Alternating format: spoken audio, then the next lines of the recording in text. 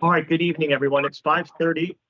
It is Wednesday, August 23rd, 2023, and I am Adam Torum. I'm an administrative law judge working with the Energy Facility Site Evaluation Council, otherwise known as FSEC, on this proposed project in Benton County known as the Horse Heaven Wind Farm. We've been in the midst of adjudicative proceedings this week. We started last week on Monday, Tuesday, and Wednesday. Today was the third day this week, and we'll be going through Friday. Tonight is the public comment hearing. It's being held in conformance with Revised Code of Washington, Title 8050-090 sub 4A. A lot of legalese, but this is the required statutory public hearing where the council members get to hear from interested members of the public. And according to the current law, interested members of the public who have commented previously on some aspect of this. Again, we have 33 people signed up tonight. We're creating a digital recording of this, and my understanding is that TVW is also broadcasting this either live tonight or will have it as a live stream available on their website. I'm going to ask that people mute their microphones so we don't have that echo, but I'm going to ask staff to call the roll of the council, and then I'll identify, without asking them to chime in, the parties that are watching as well. So if the staff would call the roll. Yes, this is Andrea Grantham, FSEC staff for the record, calling the council roll. First, we have FSEC Chair. Kathleen Drew, present. Department of Commerce. Elizabeth Osborne, present. Department of Ecology. Eli Levitt, present. Department of Fish and Wildlife. Ed Livingston, present. Department of Natural Resources. Lenny Young, present. Utilities and Transportation Commission. Stacy Brewster, present. For the Horse Heaven Project, Department of Agriculture. And Benton County. That is everyone for the council, Your Honor. Ms. Also, Grantham, oh, I yes. think I did see Mr. Sanderson on, so from the Department of Agriculture. Go ahead. Yeah, I'm Chair Drew. This is Derek Sanderson. I'm here. I got put on mute by your staff right when I was announcing my presence. Okay, thank you.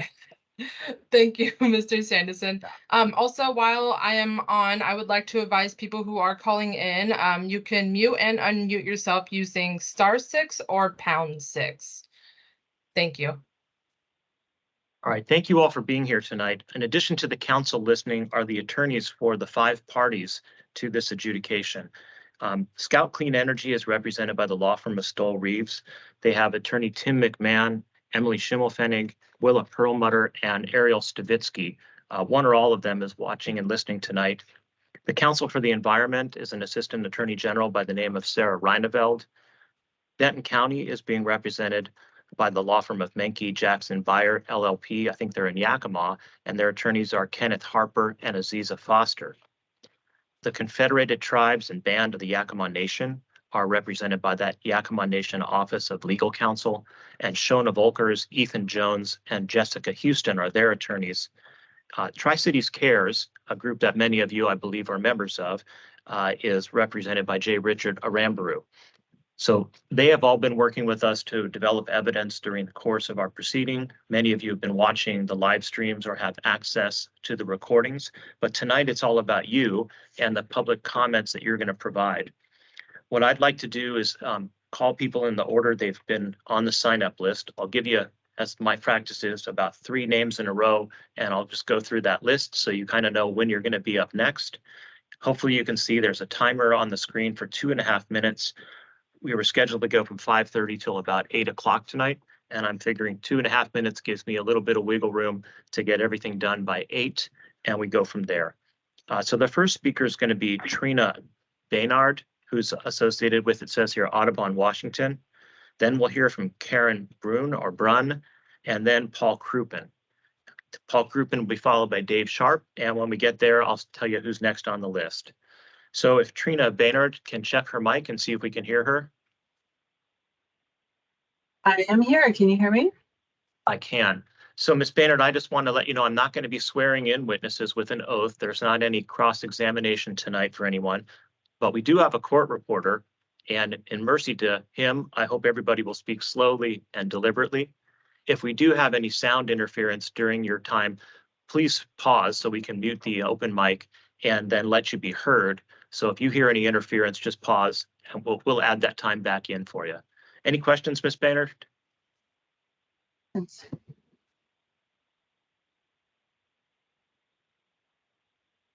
Baynard, I'm not sure if we can hear you. No questions. All right, Can you the hear floor me? is yours. Go ahead. Thank you and good evening. My name is Dr. Trina Bayard. I am the Director of Bird Conservation at Audubon, Washington, a state office of the National Audubon Society. Climate change poses a severe threat to birds and people. Audubon supports the build out of renewable energy in a way that's compatible with birds, wildlife, tribal rights, and cultural heritage. Unfortunately, the proposed design for the Horse Heaven Wind Project indicates that up to 69 turbines may be sited within the 2-mile core area buffer for ferruginous hawk, which we believe will cause high magnitude, constant, unavoidable negative environmental impacts to this state endangered species. As currently proposed, the environmental review documents do not provide assurance that the builder will mitigate these impacts to the extent that's possible. The project also creates barriers to wildlife movement and habitat connectivity in a landscape that's already heavily fragmented. Wildlife and habitat experts have already weighed in on the record with specific, reasonable, and achievable measures that can help avoid, minimize, and mitigate negative impacts to imperiled wildlife. These common sense measures would help maintain landscape connectivity and mitigate appropriately for habitat loss. These recommendations, if adopted, provide a pathway for FSEC to support a more environmentally responsible build-up of the project, which would be better aligned with the state's other investments in shrub steppe ecosystem conservation. Audubon requests that FSEC adopt a project decision that incorporates the wildlife and habitat mitigation measures recommended by the State Department of Fish and Wildlife, the Yakima Nation, and described in our January 31st draft environmental impact statement comment letter. These measures include, among other things, committing to micrositing decisions that eliminate turbines within 2 miles of ferruginous hawk nest locations and between Sheep and Weber canyons, mitigating appropriately for habitat loss across the entire project lease boundary area, reducing the density of turbines in the 4-mile canyon linkage area, assessing the need for a curtailment plan, designing the East Solar Field to eliminate the creation of a pinch point for wildlife connectivity, conducting habitat restoration within the 4-mile canyon linkage area, and affirming the scope and role of the project's technical advisory committee as a post-construction adaptive management committee. We appreciate everyone's hard work on this project and for the opportunity to comment. I will also provide my comments in writing for the record. Thank you. Thank you, Ms. Baird. The next speaker is going to be Karen Brunn or Brune.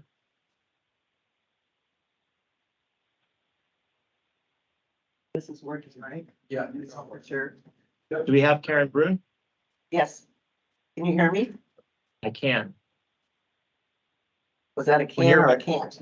Yes, I can. Yes. So when you're ready, Okay. please go ahead. Okay, my name is Karen Brunn. I'm a Kennewick resident. As a resident of the Tri-Cities for 43 years, I have grave concerns about this project. In my opinion, it is much too close to one of the largest urban areas in the state, unprecedented for Washington, if not the entire country. The project includes more turbines than are needed to provide the amount of power that can be injected into the BPA system, and they are taller than any Washington state turbines installed to date. The applicant has not provided any alternatives to reduce the number of turbines, to move them, or to replace part of them with solar. The turbines along the ridgeline pose a major threat to aerial firefighting capability. The FFA disallows any obstruction 499 feet and higher within 20,000 feet from the ends of a runway. As the planes take off and land, they are traveling at the same height and speed as those firefighting planes dropping fire retardant. The same buffer should apply for this project, as turbines on the ridgeline will severely impede, if not make impossible, the ability to fight fires aerially. In addition, there will be a significant detrimental impact on the view shed and corresponding property values of many very high-end homes. In spite of the applicant's contention, there will be an impact to property values. If Scout truly believes there will be none, then the company should be willing to offer a property value protection guarantee. In listening to the adjudication hearings, it is apparent that there is a bias against our community. As a case in point, the email communication about who could participate in this public hearing was incorrect, caused much confusion, and in my opinion, significantly reduced the number of people who are actually participating. In a testimony this morning, one of the participating landowners read a poem his grandmother wrote on first seeing the Horse Heaven Hills. In my opinion, she would be appalled that her grandson is allowing wind turbines to be installed on the magical land she loved so much. This project is being proposed by an out-of-state corporation with foreign investors who will walk away once this industrial complex on agricultural, historical, and recreational land is installed, laughing all the way to the bank. Please do not approve it in its current configuration. Thank you. Thank you, Ms. Brunn. Paul Crouppen will be followed by Dave Sharp, and then Judy, it's either Goose or Goose, Guse, and then Mike Manelli. Mr. Crouppen, good evening. Nice to see you again. Floor is yours. Thank you. My name is Paul Crouppen. I'm a board member of TC Cares, and I was also a witness on today. Tri-City Cares is fighting this project. We believe that FSEC must deny or significantly reduce the number of wind turbines because it will not produce abundant clean energy and will cause significant environmental, social, economic impacts to the citizens who live here. The adjudication process and FSEC are failing to ensure this project is safe and has the lowest environmental impact possible. The adjudication process has been made difficult, expensive, and cumbersome, and the risks and consequences of this project are substantial.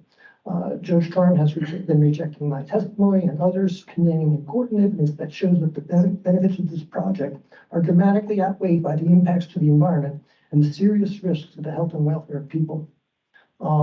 His decisions are preventing the presentation of reasonable information describing the severity of the impacts of the project from the council. His decisions are preventing the identification, description, and evaluation of reasonable siting alternatives. This information is needed by FSEC to fulfill its responsibilities and take appropriate measures to minimize the impacts on the environment and the cost impacts on people.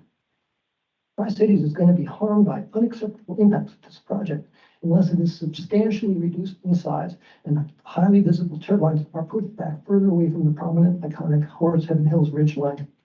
The project is an all or nothing proposition, and FSEC is failing to identify and evaluate siting restrictions that will effectively reduce the significant impacts on the local area. Now, there has been inadequate engagement on the part of the council for the environment. Her office is supposed to protect the people and the environment. She hasn't really been active. The company wants to site turbines on areas that are sacred to the tribes. Company mitigation proposals to protect endangered species and wildlife are dismally inadequate. FSEC is failing to address key compliance issues with Benton County land use requirements and obligations. The project will destroy the view of the horizon of the Horse Heaven Hills from most of the Tri-Cities that will urbanize the character of the entire region. There is no impact on property values. Like Karen said, then there should be a property value reduction guarantee. Doesn't seem to be something that this applicant is contemplating. The rest of my testimony today was stricken from the adjudication report by Judge Torm. However, I've submitted my testimony as attachment to my public comments. Thank you. Thank you, Mr. Crouppen. Dave Sharp. Calendar.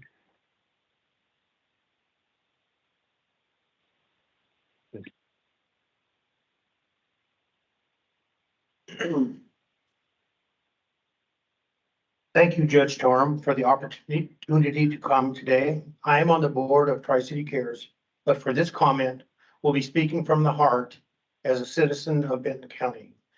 The developer has been in this area for over 6 years and has yet to submit a final project. You have heard the main issues: too close, too big, too many, too impactful, recreational impacts, no commitment to renewables, Native American cultural issues. Those are issues, but there's another issue. The perception of the FSEC process, to the average citizen here, is that it's unfair and the outcome has already been predetermined. Politicized by chief executive openly committed to a green agenda, no matter the cost. FSEC leadership with the intent to please their boss, and to other voting council members that may fear a no vote would be a career ender. The developer has chosen to lay a generic application at the feet of FSEC they believe can be changed even after the adjudicating process and issuance of the SCA. As lead agency, FSEC has a responsibility to ensure that an unbiased EIS is presented with reasonable alternatives and to provide stipulated guardrails to manage future project changes. We are hopeful for a fair adjudication decision that balances the many impactful issues. As a resident and property owner impacted by this project, I desire only the quiet use and enjoyment of my property without the nuisances brought on by poorly sited wind projects. Thank you very much. All right. Thank you, Mr. Sharp. I appreciate the very personal opinions and feelings being put out tonight. I'm hoping we can focus on the project and the impacts itself and try not to stray into too much, I'll call it character assassination for lack of a better word. I don't want to have any personal conflicts come out tonight or feel that any intimidation of council members or others going on. I recognize that many of you have interacted with me or other members of the council, but let's keep the focus on the project and go forward from there. Judy, is it Goose or Gousset, is going to be followed by Mike Manelli and Karen Brutzman, and after that, Barbara Thompson. It's Judy Goosey, but I'll take Gousset. That sounds good. All right, Judy Goosey, you're next. Floor is yours. Nuclear energy is cleaner, cheaper, abundant, and safe. It produces massive amounts of energy cleanly and efficiently. It would take dozens of wind and solar projects covering thousands of acres of land that would match what a single nuclear power plant can produce. Wind power requires 30 to 45 times as much land and about 10 times as much concrete and steel to produce the equivalent power of nuclear. Building one wind turbine requires 900 tons of steel, 2,500 tons of concrete, and 45 tons of plastic. Solar power requires even more cement, steel, and glass, not to mention other metals. Renewable energy is a contradiction. Wind and solar machines and batteries are built from non-renewable materials, and they wear out. Old equipment must be decommissioned, generating millions of tons of waste. If hydro and nuclear power in the Pacific Northwest stay in place, we would meet a hypothetical 100% clean electric goal in our region. Using wind and solar power would require a land area of 20 to 100 times the area of Seattle and Portland combined. Wind development will only increase our electric rates. Our hydro and nuclear energy have given our area low electric rates for years. Hydropower is by far the largest renewable worldwide, producing over twice as much energy as wind and over 4 times as much as solar. The Tri-City has 2 sources of renewable and clean energy power generation, the Snake River Dams and the Columbia Generating Plant. Each of these run circles around wind energy and generate consistent energy at more than 95% capacity, even if the wind doesn't blow. The Northwest is America's leader in hydropower. The cheap electricity is a draw for new businesses, for ongoing research at PNNL, for business and industry, and for consumers. Hydropower is the greenest, most reliable energy source we have. Hydropower fits nicely within the energy grid work in that it can respond to energy load changes and still be continuously operating. Wind doesn't even come close. Scouts claim that the project will offset 3.5 million tons of CO2 is not true. There is little fossil fuel in Washington state, and this wind power will only displace hydro, which again is reliable and consistent renewable and will not have an effect on carbon emissions no matter where the energy ends up. Thank you. Thank you, Ms. Goosey. All right, Mike Manelli, followed by Karen Brutzman, Barbara Thompson, and Brent Strecker. Thank you, Judge Gorham. I'm wondering why we went through 2 years of the SEPA process when the outcome was already known before we started. I can say that after hearing Governor Inslee's statement at the United Nations Climate Conference last November, as quoted by the Capitol Press, November 14th, 2022. He said, quote, regulatory reforms are needed to prevent local opponents from delaying projects. Regulatory reforms are needed to prevent local opponents from delaying projects. When Governor Inslee said regulatory reforms are needed, he meant FSEC, which is made up of his appointees, and they will regulate those reforms. When the governor says to prevent local opponents from delaying projects, he meant once recommended by FSEC, he will approve the Horse Heaven project while Benton County and the tribes have been stripped of their authority. The SEPA process has been carried out with a clear bias by Chair Kathleen Drew in favor of the applicant and not the wishes of the vast majority of the people of Benton County. The Horse Heaven Wind Project will be built as previously planned, and FSEC, employees of the governor, including Chair Kathleen Drew, will vote to reflect Governor Inslee's clearly stated wishes. And we, the people of Benton County, will have been successfully silenced. Silenced by our own government.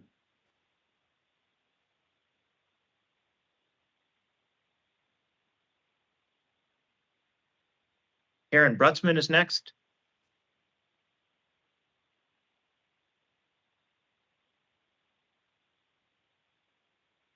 Hello, I'm Karen Brutzman. I've lived in Kennewick for nearly 40 years. I'm concerned about climate change and support the idea of clean energy, but I do not believe that our Horse Heaven Hills are an appropriate location for the project proposed by Scout Clean Energy. Clean energy is a misnomer for this project. Concrete leaves a huge carbon footprint. The environmental impact of concrete, its manufacture and applications are complex, driven in part by direct impacts of construction and infrastructure, as well as by CO2 emissions. The cement industry is one of the main producers of carbon dioxide, a potent greenhouse gas. The Tri-Cities are already a hotspot for ozone health risk. The Tri-Cities Ozone Precursor Study final report dated December 12, 2017, was prepared by the Laboratory for Atmospheric Research, the Department of Civil and Environmental Engineering, and Washington State University. It can be found by following the link I provided in the written comments.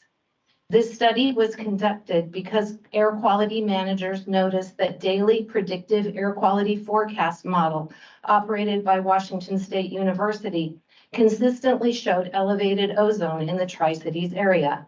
The ozone in this study is attributed to car emissions, but we can't ignore the pollution caused by the millions and millions of tons of concrete that will be used to erect these gigantic wind turbines and the emissions from the trucks transporting concrete and water to the work site. A standard 328-foot tall wind turbine requires 30,000 tons of cement for the foundation. There are 244 wind turbines that will be sited in the Horse Heaven Hills wind farm. That means approximately 12 million tons of concrete. That's a lot of cement trucks. Building this project is going to require at least 220,000 gallons of water per day for dust control and construction. Our community does not have enough water to support the construction phase of this project. That means an armada of 40 to 50 5,000 gallon trucks will be driving from the port of Walla Walla on highways and county roads each day for several months of the year. We already live in a dusty place. This will only make it worse. Thank you, Ms. Stutzman. Brutsman, Barbara Thompson, followed by Brent Strecker, and then Richard Earjansen.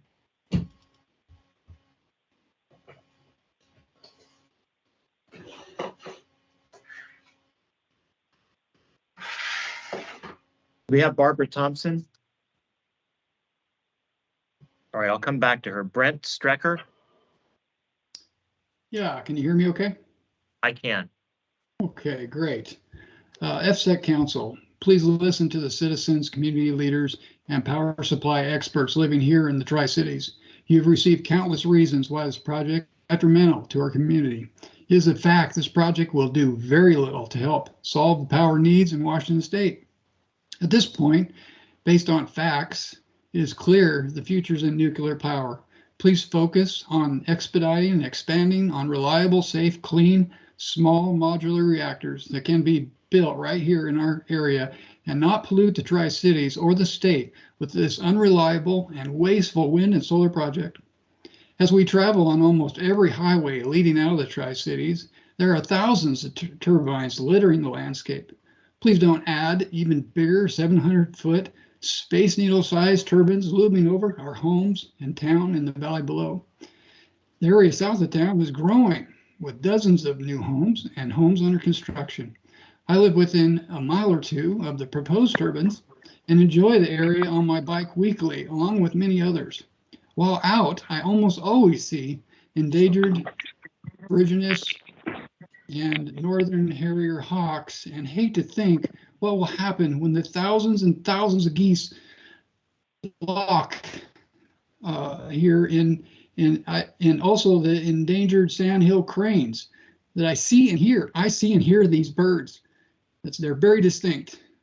So anyway, they're gonna migrate right into the path of these 100-mile-an-hour blade tips.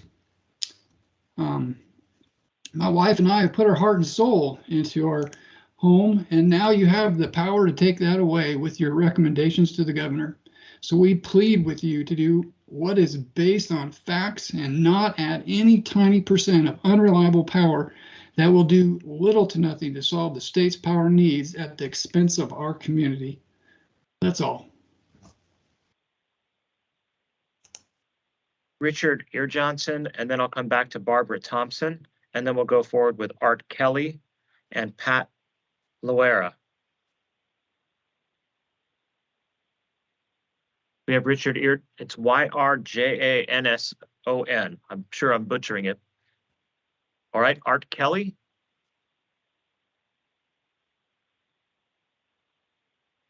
I know we had several people that signed up and we're simply going to submit comments in writing.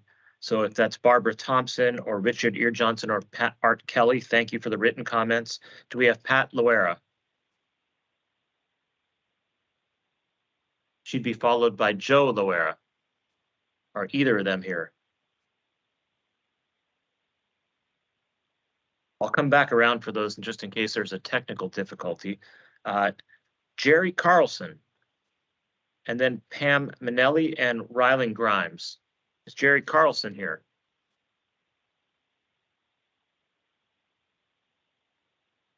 Is Pam Minnelli here?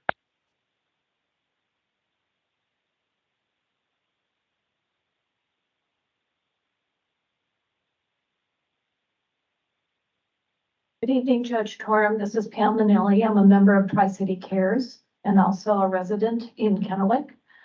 Tri-Cityans support clean energy as shown by Nine Canyon Wind Project, regional hydropower, and the nuclear power plant managed by Energy Northwest. But there is a strong local opposition to the enormous 4-7 wind project. It is too close to our homes, too close to the ferruginous hawk nests, too close to our communities and farms. Homeowners that paid extra for view properties will surely experience a loss when turbines industrialize their views. Less than 50 farmers will experience financial gain from their leases for this project, but their gain will result in the financial loss for thousands of homeowners. This project is also too big. Turbines strung 25 miles from Benton City to Findlay on the Horse Heaven Hills totally fills every mile of our treasured rural views. The project is so big that Washington Fish and Wildlife stated in its letter to FSEC that it is likely impossible to mitigate its impact on wildlife and their habitats. And the wind towers at 499 or 671 feet are way too tall.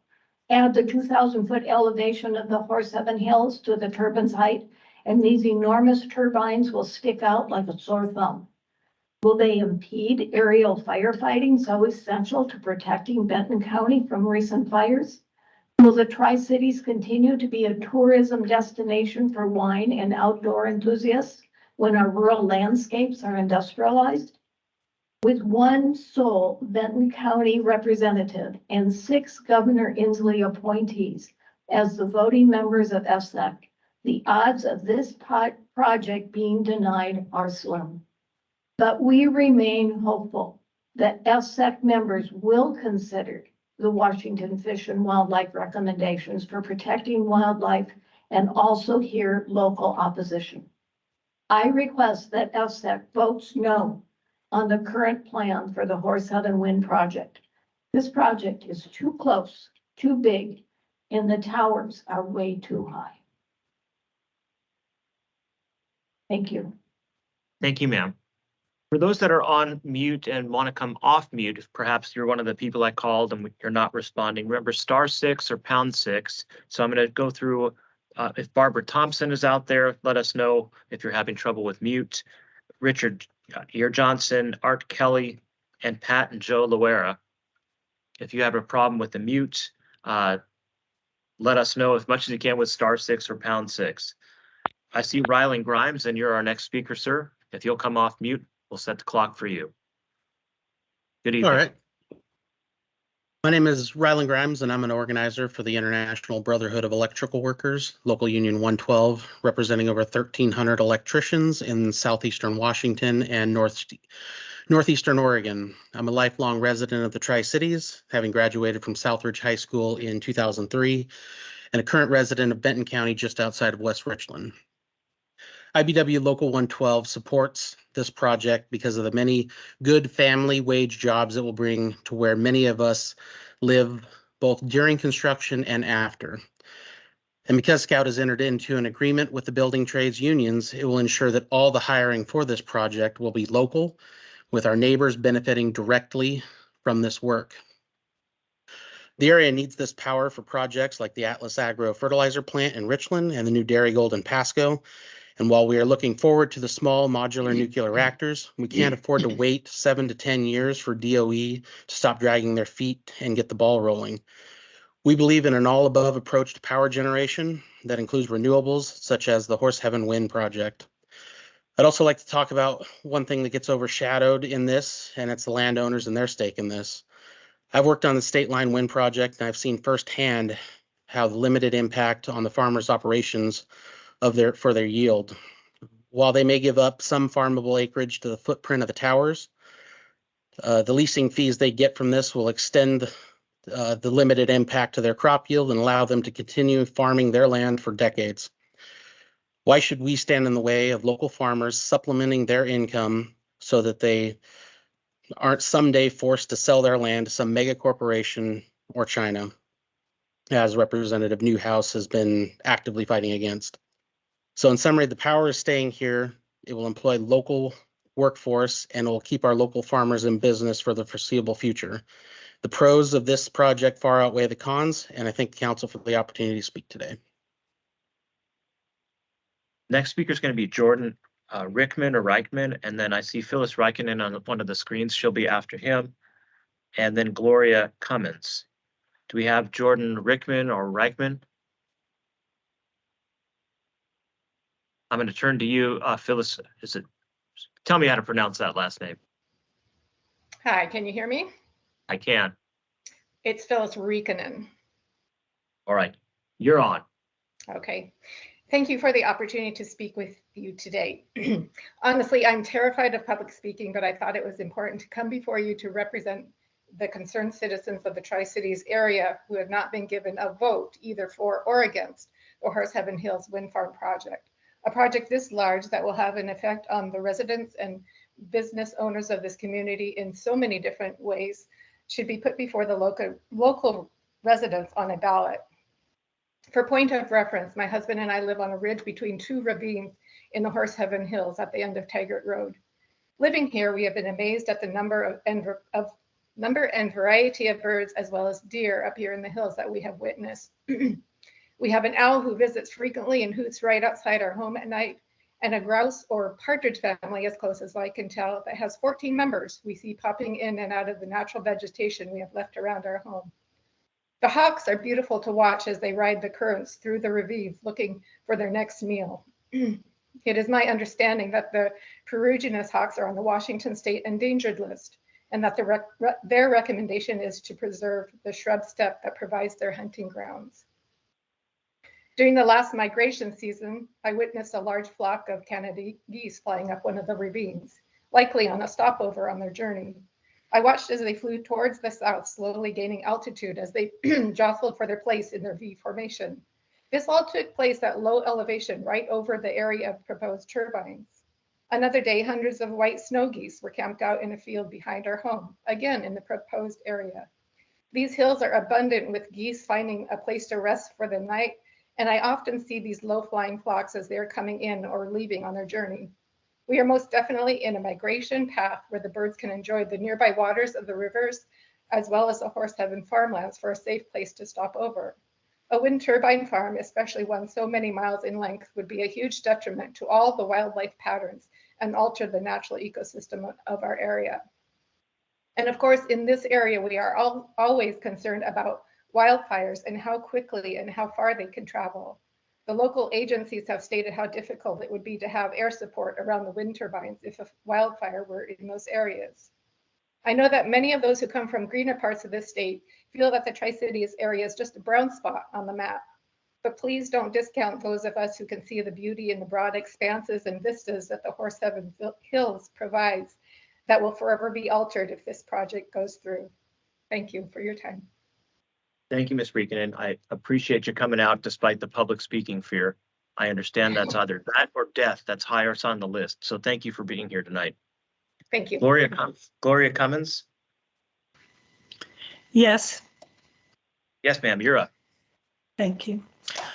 I understand this project is on fast approval track to start construction this year, even though there was no public scoping, only public comment on scope, and the project has connected actions that have not been evaluated, and that a sorely deficient DEIS was issued with only one alternative against a no action alternative that did not provide life cycle cumulative impact cost analysis, and that does not comply with the Benton County Growth Management Act land use plan, and has a scope that is continuously being modified and is being imposed on local residents in an area with lack of sufficient aerial resources for wildfire management, and with no contract to where the energy will be transmitted to on transmission lines that predate wind and solar capacity, and that the potential to take 600 raptors and 13,000 birds annually, according to the study, within a crane migration flyway, and is without sufficient justification of need by disregarding the fact that Washington state energy needs are currently being met by 88% renewable hydroelectric and nuclear non-carbon emitting alternatives. The list goes on. Due to time constraints, I've submitted my January comments to the council for the record. In the end, the people of Benton County will be paying the price of higher electric bills, significant health and safety risks, permanent loss of scenic viewshed and wildlife, and the environmental cleanup of non-recyclable toxic waste indefinitely. In summary, this project should not be allowed to proceed based on all of the reasons presented here. Thankfully, there is a SEPA appeals process. I appreciate your time. Thank you. We'll have next Patrick Grangs II, followed by Sam Dector and Kathy Dector. And I know Sam's here. I can see him. All right, Patrick Grangs II. Hello, my name is Patrick Grangs. As a 30-year Tri-Citian, I'm opposed to this project and offer the following rationale for my opposition. First, I'm the owner of 40 acres in West Richland near Sand Hill. My property has 120 degrees view toward the west, including Rattlesnake, Red, Candy, and Badger Mountains. The destruction of the visual landscape with these unsightly monstrosities will reduce the value of my property, both me and any future developer. The increased construction traffic raises the potential for accidents on the roadways and will certainly exacerbate traffic congestion. All the trucks rolling along the local road will create dust, noise, and increased hazards. Second, the project is not fiscally viable. All wind power must be supplemented by hot standby power. The additional costs of these plants act as a multiplier in the cost of the wind power, wherein the multiplier is typically 3 or greater. Nearing the end of its 15-year expected life cycle, a wind turbine has a maintenance cost that exceeds the wholesale rate of the energy produced. This requires that the turbine be replaced. The natural resources cost to mine the minerals and manufacture, fabricate, ship, install, maintain, and decommission a turbine exceeds the sum of its intermittent power that's generated over the course of its lifetime. Third, wind power is unaffordable, unreliable, and dangerous. Where wind power has been implemented on a large scale, power costs have increased dramatically. This can be seen throughout countries in Europe as well as Southern California. The winds are intermittent, and as such, power produced is not reliable. In Germany, where wind turbines litter the landscape, there are long periods of Dunkelflaute, weeks and months where there's little wind. The Tri-Cities experiences a similar phenomena where the wind turbines essentially stand idle. The wind turbine debacle in Texas in the winter of 2021 was just one example where the failure of wind power in the context of frozen turbine blades caused catastrophic failure of the electric grid. This failure then caused a surge in excess deaths, which was not experienced in neighboring states. To summarize, electricity produced by nuclear plants and hydro dams provides the most cost-effective and reliable means of energy for Washington state. The nuclear plants and dams do not shut down at night. They do not shut down when the wind stops. Climate change alarmism is in fact less a matter of science and more a matter of politics and taxpayer financed corporatism. I see this wind project as both a criminal waste of resources and the application of unnecessary technology that will destroy the beauty and value of property owned by individuals throughout the Tri-Cities. Thank you. Thank you, Mr. Grangs. Samuel Dechter, you're up. Am I on? You are. Thank you. I have several points I would like to make, and I appreciate this opportunity. Final approval for the Horse Heaven Wind Farm project should rest with Benton County and other local government agencies. This would more appropriately reflect the desires, concerns, values, and priorities of the local community.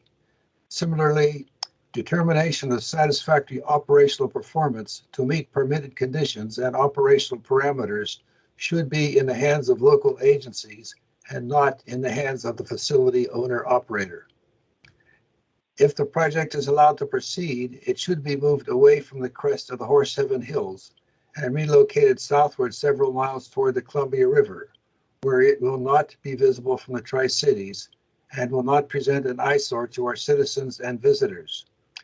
It reminds me of H.G. Wells' War of the Worlds when the Martians invaded with their large towers. I am concerned for the wildlife that will be displaced by construction and operation of this project. I'm concerned also for the birds that will be endangered and destroyed by the operating wind turbine blades and will have their historic flight patterns disrupted and breeding grounds destroyed. If we can fight to protect our salmon, we should fight equally as hard to protect our birds and other wildlife. Our highly desirable scenic views, important to local businesses and attractive to out-of-town visitors, will be lost. This will negatively impact the local and regional economy through loss of business, loss of visitors, and loss of revenue. We must prevent outside companies from destroying our beautiful landscape scenery by repeating the destruction we see along the Columbia River to Portland and along the State Highway 12 corridor to Walla Walla. Outdoor recreation will be negatively impacted by a loss of areas for hiking, off-road biking, bicycling, birdwatching, and other activities. Now, this country has a waste management problem with disposal of nuclear materials from nuclear power plants. What will happen with the wind turbine non-biodegradable materials when they break or when their lifetime has expired? Will they be stored, piled or buried right here in our own backyard? Will the land given over to the wind farm be restored to its present condition? I thank you very much for this opportunity to present my concerns and issues with the Horse 7 Wind Farm project. And Kathy Decker is ill and will not speak tonight. I'm sorry to hear she's ill, but thank you for letting me know. We won't call her name then. The next list of folks we'll go to is Karen Batishko, Barbara Buckmaster, and Keith Brutzman, followed by Chris Wright and Greg Wagner. So is it Batishko or Batishko out there? *6 or #6 to unmute. Barbara Buckmaster, I saw you on the call-in list. Can you hear me? Yes, now you're coming through. Good evening. My name is Barbara Buckmaster. I've been a resident in Benton County for 45 years. I own a 200-acre farm that is right at the base of the Horse Heaven Hills where this project's about to go. I thank you all for hearing my comments. Since January 31st, hundreds and hundreds of our community citizens have become aware of the proposed wind and solar farm. Public comments should be for any individual that wants their voice heard, not just the ones who commented 8 months ago. I have spoken to hundreds of people in this community. I have even gone door to door in the Badger Canyon area to talk to residents. People are mad and they're angered.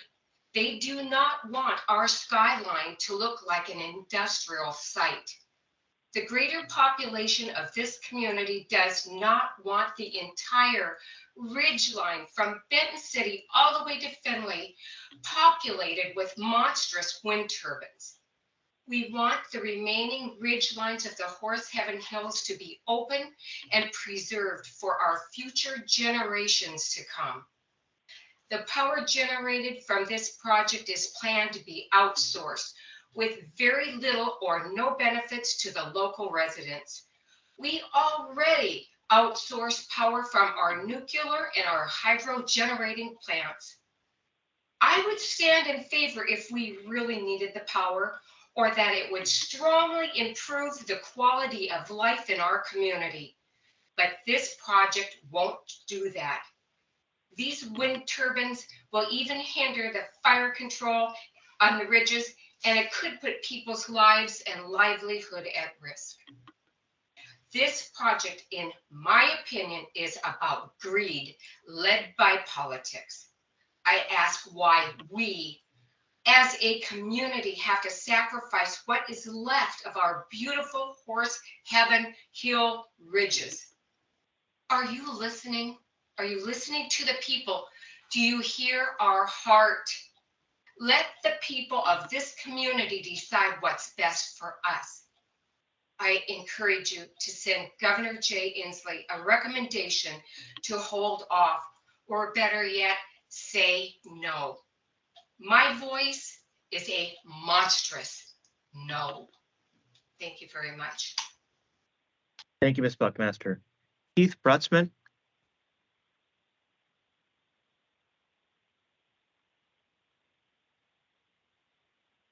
My husband Keith is ill and he submitted his comments opposing the project in writing. All right, thank you, ma'am, for letting me know. Chris Wright.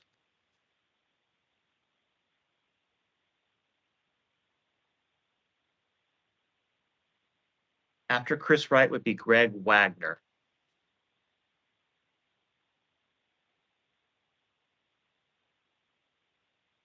After Greg Wagner would be Vince Shaver.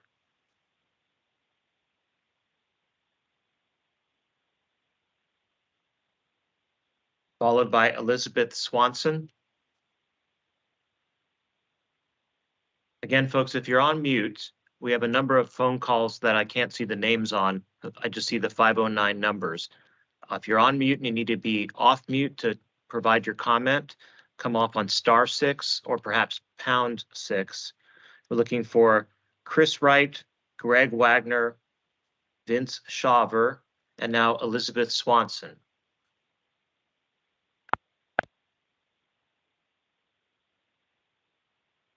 Next would be Christina Caprio. She'd be followed by Mike, is it Boss or Bossy? Bose, maybe? Jessica Wadsworth. And the last one on my list, number 33, is William or Bill McKay, the mayor of Kennewick. So back to Christina Caprio. Mike Bose or Bossy? I'm present. All right, sir. Floor is yours. Thank you. I'm here today in support of the Horse Heaven Clean Energy Center project and urge both the adjudication review process and the FSEC final review to be completed and approved as quickly as possible. This project has been received an extremely thorough 30-month review and analysis of its impact, and the review process is working. After listening to feedback from public agencies, stakeholders, and community members, Scout Clean Energy is incorporating design changes that avoid and lessen potential impacts, including significant reductions from the project's original scope. The jobs required by this project are high-paying family wage opportunities. Economic impact studies examining the project estimated the typical income per worker during the construction phase to be $113,500. That's nearly 60% higher than the average regional compensation across industries and 37% higher than the compensation in the construction industry for Benton and Franklin counties. The studies also show that at full build out, the project could amount to at least $73 million in labor income and $143 million in total economic output. Following construction, the project will also create a combined direct, indirect, and induced total of 56 long-term high-paying jobs during its estimated 30-year lifespan. Bonneville Power Administration's new electrical infrastructure upgrades in the Tri-Cities means that the project will now be directly connected to the electric grid in Benton and Franklin counties. These green electrons will serve this community no matter who contracts to purchase the power. This is a basic truth of how electricity flows. And when major transmission lines from the southwest U.S. are impacted by wildfires, just as they were in the summer of 2022 and 21, the project's locally sourced electricity will make the Tri-Cities and Washington State even more resilient during our increasing extreme weather events. Companies like Amazon, Darigold, and other key manufacturers will increasingly seek green power to help meet their carbon reduction commitments. Meanwhile, new renewable projects will work in concert with our hydropower system to create a more resilient, self-contained power generation system that can be less reliant on electricity from the fire-ravaged Southwest during the Northwest summer extreme heats. Thank you for your time and consideration. All right, I'm going to next call Jessica Wadsworth. For those of you that are on the phone that may not be able to figure out how to unmute, one suggestion might be to leave the meeting, hang up, and reconnect, and then your mic will be live when you reconnect. So if any of the people I've been calling have not been able to unmute, I know that can be frustrating. Might try as we get to the end of the meeting here to disconnect and reconnect, and I'll call those people once again. Is Jessica Wadsworth present? I am. Thank you for this opportunity to speak tonight. My name is Jessica Wadsworth, and I'm a resident of Benton City and also a city council member. As the state of Washington works to meet the ambitious carbon reduction goals established by the Clean Energy Transformation Act, projects like Horse Heaven Clean Energy Center are proving that climate mitigation and economic growth are not mutually exclusive. The project would generate a new source of reliable carbon-free energy while creating significant economic opportunities for Benton County, Franklin County, and surrounding areas like Benton City. According to extensive economic impact analysis, the project will generate almost $20 million in revenue during the first full year of operation and $260 million over the 35-year operation life of the project. Under current allocations, the largest portion of the funds would support local schools and other important public services, such as hiring of police officers. Our local schools could benefit from the project with additional tax revenue and support the hiring of dozen educators by the school districts. These additional hires can lower the class size and provide more individual attention to each student. These resources could also be used to provide classroom settings of purchased critical learning technology. This commercial tax-based funding can improve educational outcomes for students. Our communities have also struggled during wildfire seasons. As time goes on, these seasons will last longer and yield harsher wildfires. Where firefighters are in charge with keeping people safe and property safe, our local fire stations could benefit from the potential hiring of projected 67 new firefighters that have revenue raised from the first year of the project could provide. This project provides a significant opportunity to revitalize our communities and help our children thrive. At the same time, it will help our state transition to clean energy future. I hope you support this project. Thank you. All right. Before I get to Mayor McKay, I want to go back through the list of folks that I called but didn't answer previously. We had Barbara Thompson, Richard Johnson, and if you're here, speak up so I can give you a chance to speak to the council. Art Kelly, Patricia or Pat Loera. This is Pat Joe. Loera. Hi, Ms. Loera. Hi. Let me give you your time now. Hi. Okay, thank you very much. I have lived in Kennewick for 38 years, and I call South Kennewick my home. I'm strongly opposed to this massive and harmful wind farm project that threatens to destroy our beautiful community. It is too large and too close and to too many people and their homes. Not only will it ruin our views and the landscape, it'll harm local wildlife and destroy their natural habitats. It'll negatively impact tourism, and it will decrease the home values and the desirability for other people to move to our community. In the wake of the numerous wildfires occurring in our area this summer, I'm also concerned that the giant turbines will obstruct aerial firefighting capabilities. Research and studies conducted by scientists and experts have proven these points. We need renewable energy sources, but the price the Tri-Cities is being asked to pay for this is far too great for very minimal benefit. The only winners in this will be Scout Energy. I implore the committee to please hear our pleas and reject this unrealistic project that is right in my backyard. Thank you. Thank you, Ms. Loera. Is Joe Loera available? Yes. Yes, Yes. yes, Here we go. I'm right here. All right, then you're next, sir. I've been a resident of Tri-Cities for over 35 years. And when my wife and I arrived here in 1985, there wasn't much of a city to look at. And in fact, most people thought it was just a good place to fuel up and keep going and just pass us by. Over the years, fortunately, my wife and I have come to love this area. The rivers, the wineries, the desert beauty. It's a gorgeous place to live. We live in South Kennewick, as my wife mentioned earlier. We oftentimes take walks across the hills. The sunsets are incredible. The silence is amazing. It's peaceful. It's a wonderful piece of heaven for us. I'm all for green energy and saving the planet, but I absolutely do not agree with putting a wind farm near Tri-Cities. There's a lot of things that bother me about this project, but most bothersome is what seems to be the dishonesty of this company. One of its claims is that jobs from the project are going to benefit the Tri-Cities.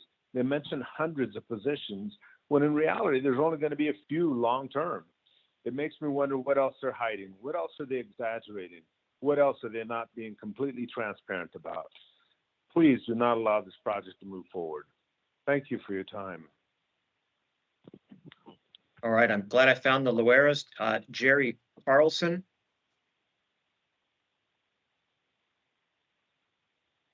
Right, we had Jordan Rickman or Reichman that wasn't able to speak up earlier. All right, we have Karen Batishko, Chris Wright, Greg Wagner, Vince Shaver, Elizabeth Swanson, and Christina Caprio. And if I don't hear from any of them here, then I'm going to come to Mayor McKay. Bill McKay, Mayor of the City of Kennewick. I hope you're able to hear me.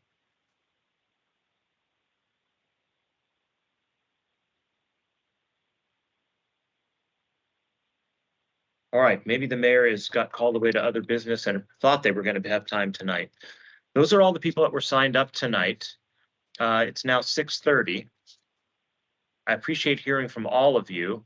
I know there are a lot of other options you had for this evening. If viewing pleasure or otherwise, but I thank you for the time you put in so the council could hear some of the voices that had commented previously as per what the law now requires. And we're happy to consider all of those things as much as we can. I see that we have one of our attorneys, Shona Volkers, representing the Yakima Nation, that wanted to interject something here. Thank you, Your Honor. I'm not sure exactly what's on your screen, but I think there's something in the chat from the mayor. So I just wanted to make sure that you were able to see that before you moved forward. Yes, and I'll just read the chat from Mayor Linda Lehman indicating she had offered testimony during the adjudication earlier and just making it clear that Ms. Wadsworth's testimony might be her own personal, but she's not speaking on behalf of the Benton City Council or the mayor. So I know that many of you in the community have one view and others have another. I appreciate Mayor Lehman letting us know as far as the official views how things go. But tonight's for public comment. Those that are indicating they're speaking on behalf of another group have done so. The council's heard what you've said. Our court reporter to my right is taking it all down. It'll be there for review. And thanks to TVW, it's going to have a little bit wider viewing as well. Thank you all for the time tonight. At 6:31, I'm going to go ahead and adjourn the public comment hearing. Tomorrow morning at 9 a.m., we'll reconvene the last 2 days, day 7 tomorrow, on some environmental physical impacts. And for those of you concerned with visual impacts of the project, that'll be most of the topic tomorrow. And we'll be back on Friday to wrap up with some other environmental impacts and other physical impacts. You can find the information of how to tune in, if you don't have it already, on the FSEC website. If you don't have time during the workday tomorrow, those videos are posted fairly quickly by staff. Thanks for your interest. Have a good night.